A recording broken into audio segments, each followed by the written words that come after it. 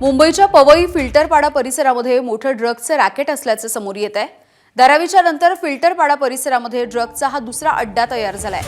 याबाबत मुंबई IIM प्रशासनानं आज खासदार रवींद्र वायकर यांच्यासोबत चर्चा केली आहे। देशभरामधून विद्यार्थी शिक्षणासाठी या ठिकाणी येतात आणि इन्स्टिट्यूटच्या शेजारील झोपडपट्टीमध्ये ड्रग्जचा अड्डा असल्यामुळे जवळपास 2,500 विद्यार्थ्यांमध्ये भीतीचं वातावरण असल्याचं IIM प्रशासनानं वायकरांना सांगितलंय।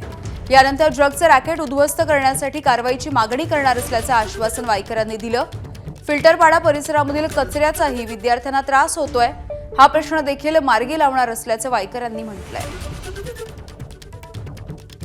मी दिल्लीमध्ये देखील ह्याचा फिल्टर पाड्याचं आणि ह्या अंधेरीचं नाव घेतलेलंच आहे। तो मोहल्ला आणि आजूबाजूचा एरिया यामध्ये मोठ्या प्रमाणात ड्रग्जचं रॅकेट चालतंय आणि याच्यावरती योग्य ती कारवाई करण्यासाठी मी मुंबईचे कमिशनर आधी पहिले मी DCBच्या माध्यमातून आम्ही त्या बैठका घेतोय तिन्ही याच्यामध्ये माझ्या, आणि त्याच्यानंतर मुंबईचे कमिशनर आणि DG आणि त्यानंतर सचिव या पातळीवरती माझ्या मी चर्चा घेणार आहे आणि ड्रग्जचं रॅकेट मला संपूर्ण उद्ध्वस्त करायचे।